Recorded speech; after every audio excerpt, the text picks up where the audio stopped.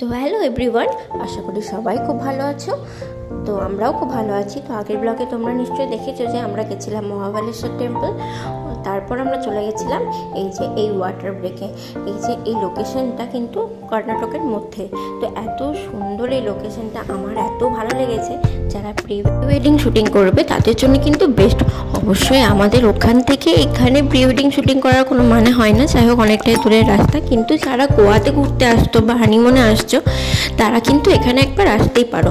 এত সুন্দর এই লোকেশনটা। এই যে জলের মাঝে 400 টাকা করে টিকিট নিয়েছিল, প্রায় 45 মিনিট মতো ঘুরিয়েছিল জলের মধ্যে।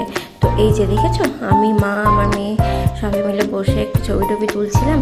আর এই যে সাইডে কিন্তু এই অসংখ্য এই কাজু গাছগুলো কিন্তু পুরো প্রায় জলের মধ্যেই ডুবেছিল। তো আমি একটু মুগ্ধ হয়ে তাকিয়ে ওই দৃশ্যই দেখছিলাম। এত সুন্দর প্রকৃতি যেন একদম ঢেলে সাজিয়ে দিয়েছে এখানে, নিজের থেকেই সৃষ্টি প্রকৃতিতে। তো যাই হোক, তো আমরা ধীরে ধীরে ওইদিকে এগোচ্ছিলাম। আর এই গাছগুলো দেখতে এত সুন্দর লাগছিল। কিছু কিছু জায়গায় আবার শালুক পদ্মও ছিল।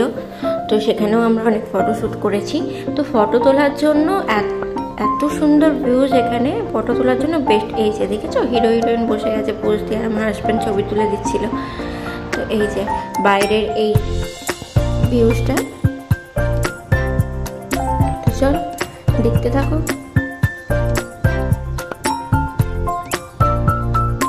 এখানে এক এক জায়গায় পাড়ের কাছে নৌকাটা থামাচ্ছিল, ওখানে আইসক্রিম, চিপস এই সমস্ত টুকটাক কিছু খাবারের দোকান ছিল, ওখান থেকে কিনে আমরা এখানে খেয়েছিলাম। তো এই যে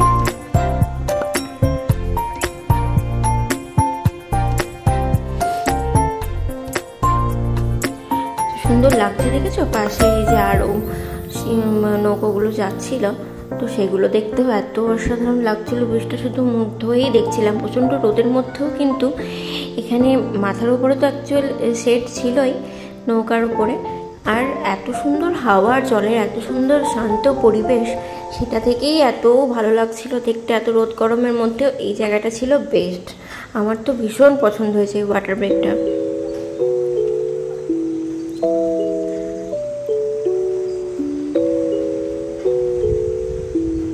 এই যে আমরা সবাই একটু ছবি ভিডিও, আমি বলছিলাম যে আর ছবি তুলতে হবে না, এসো।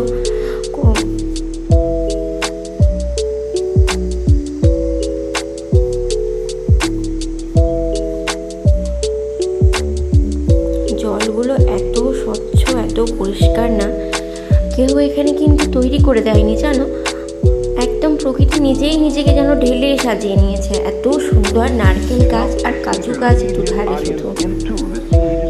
আমরা তিনজনে একটু বসে গেছি পোজ দিয়ে। বাবা বললো দে আমি তোদের একটু ছবি তুলে দিই। তো এই যে ভাষারি নৌকোটাগুলো গেল, দেখেছো এত সুন্দর লাগছে দেখতে। তো আমার মেয়ে কিন্তু প্রচণ্ড ঘুম পেয়ে গেছিলো, সে প্রচণ্ড বিরক্তি। আর তাকে আইসক্রিম দেওয়া হয়নি বলে সে আরও বিরক্ত হয়েছিল, তার একটু ভালো লাগছিল না, মুড অফ হয়েছিল তার। যাই হোক, ওখান থেকে বেরিয়ে আমরা চলে গেছিলাম মুরদেশ্বর টেম্পল। ওখান থেকে প্রায় 1 ঘন্টার রাস্তা। তো যাই হোক, এটা হলো বাইরের মন্দিরের যে নবীন বিচটা রয়েছে, এটা হলো বিচটা। তো বিচের পাশেই এই মন্দির, আর বিচের পাশেই মন্দিরের ঠিক পাশেই রয়েছে একটা মহাদেবের বিশাল বড় মূর্তি। তো চলো তোমাদের ধীরে ধীরে দেখায়। এই যে মন্দিরের বাইরের পুরো স্ট্রাকচারটা 25 তলা 30 তলা রয়েছে, কিন্তু এর একদম টপ ফ্লোর পর্যন্ত লিফট রয়েছে। মন্দিরের একদম চূড়ায় গিয়ে লিফটে করে উঠে গিয়ে যে পুরো ভিউজটা এত সুন্দর লাগে দেখতে, ওটা তোমরা যখন যাবে তোমরা অবশ্যই ওখানে গিয়ে তোমরা দেখো যে এত সুন্দর ভিউজটা লাগে দেখতে। এই যে মন্দিরের গায়ের এই কাজগুলো দেখেছো, এত সুন্দর। মন্দিরের গায়ের এই কাজগুলো কিন্তু অসাধারণ ছিল। মন্দিরের মধ্যে না একটা সোনার রথ রয়েছে, তো সেটা চলো ধীরে ধীরে তোমাদেরকে দেখাচ্ছি। এই যে এটা কিন্তু মেটাল দিয়ে তৈরি, মন্দিরের গায়ের এই কাজের এই যে জিনিসটা জানি না, কিন্তু অসাধারণ লাগছিল দেখতে। এই যে পুরো কাজটা দেখেছো, মন্দিরের ভেতরের এই যে কাজগুলো এত সুন্দর। যাই হোক, তো আমরা মন্দির থেকে বেরিয়ে গেছিলাম, ওখান থেকে চলে যাচ্ছিলাম ওই সোনার যে রথটা ওটা দেখতে। চলো, ওই মন্দিরের মধ্যেই রয়েছে।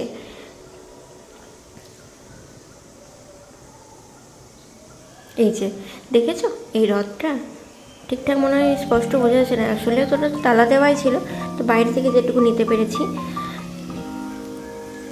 তো এই যে মন্দির থেকে পুরো ভিউজটা এই যে এরকম লাগছিল দেখতে মন্দিরের নিচে থেকেই। যাই হোক, এটা হলো নবীন বীচ। তো আর ওই যে শিবটা চলো দেখায়। এই যে এই মহাদেবের মূর্তিটা ছিল বিশাল, আর এই মহাদেবের মূর্তিটার জন্য পাহাড়ের ওপরে উঠে মূর্তির পুরো নিচেই কিন্তু আরও কিছু মন্দির রয়েছে, আরও 2-3টে মন্দির রয়েছে এবং একটা মিউজিয়ামও রয়েছে ঠিক মহাদেবের নিচে। পুরোটা কিন্তু মূর্তি, কিন্তু ভেতরে কিন্তু মূর্তির ভেতরে কিন্তু এই যে মিউজিয়াম মন্দির সব রয়েছে। চলো তোমাদেরকে দেখাচ্ছি যে কি কি মন্দির ওই মহাদেবের মূর্তির ঠিক নিচে বা ভেতরেই যে প্রবেশ করা যাচ্ছে। এই যে সিঁড়ি দিয়ে আমরা উঠে গেছিলাম। তো অনেকগুলোই সিঁড়ি পাহাড়ের ওপরে মানে সিঁড়ি করা আছে, তো ওইভাবে উঠতে হচ্ছিলো। তো এই যে এক ধাপ ওঠার পর এখান থেকে ভিউজটা নিচ্ছিলাম আমি।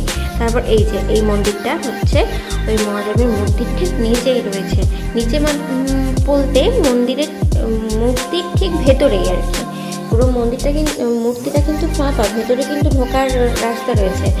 তো যাই হোক, এই যে আমার মাকে বললাম যে একটু দাঁড়াও, ছবি তুলে দিই। তো যাই হোক, এই যে মন্দিরটা ভেতরে প্রবেশ করছিলাম, এটা এই যে মূর্তিটা এখানে রয়েছে।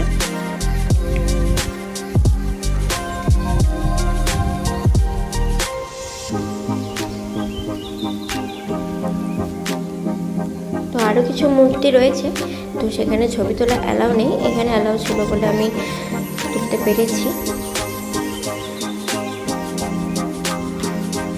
এই যে ওখান থেকে ভিউজটা ঠিক এরকম লাগছিল। আর এই নবীন বীচটাও কিন্তু অসাধারণ ছিল, প্রচণ্ড ভিড় ছিল বীচটা। তো আমার মেয়ে দেখছে ওখানে ছোটাছুটি করে খেলা করছে, সে কিন্তু খুব মজা পেয়েছে এবার।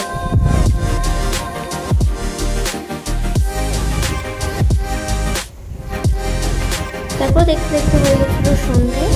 তো আমরা ওখান থেকে মন্দির থেকে বেরিয়ে আমরা চলে গেছিলাম এই যে মন্দির ঠিক পাশেই যে নবীন বীচ রয়েছে সেখানকারই যে রেস্টুরেন্টটা, সে সাথে সেই ভিউজ। তো ওখান থেকে বসে এই যে থেকে সমুদ্র দেখা যায়। তো ওখানে বসেই আমরা কিছু খেয়ে নিচ্ছিলাম, কারণ আমরা প্রচুর ঘোরাঘুরি করে আমাদের প্রচুর খিদে পেয়ে গেছিলো। তো এই যে দেখেছো সমুদ্রটা এত সুন্দর লাগছিল দেখতে। তো আমরা ওয়েট করছিলাম খাবারের জন্য। তো আমরা এই যে ধোসা নিয়ে নিয়েছিলাম 4 জনে। আমার মা বাবার কিন্তু ধোসা ভীষণ পছন্দের। যাই হোক, তো এখানে আমরা মশলা ধোসা নিয়ে নিয়েছিলাম। তো মশলা ধোসা কমপ্লিট করার পরে আমরা অর্ডার দিয়ে দিয়েছিলাম চায়ের জন্য। তো এই যে আমাদের চাও চলে এসছে। তো চলো, এইসব খেয়ে আমরা চলে গেছিলাম বাড়ি। তো ভিডিওটা ভালো লাগলে অবশ্যই লাইক, কমেন্ট এবং শেয়ার করে দেবে। আর দেখা হচ্ছে নেক্সট ব্লগে, গোয়াতে আমরা কী করলাম সেটা নিয়ে। চলো, ভালো থেকো সবাই, টাটা। তো এখানে দেখে নাও, আমি কিছু ছবি শেয়ার করলাম, ওখানে তোলা কিছু আমাদের ছবি। তো চলো, টাটা।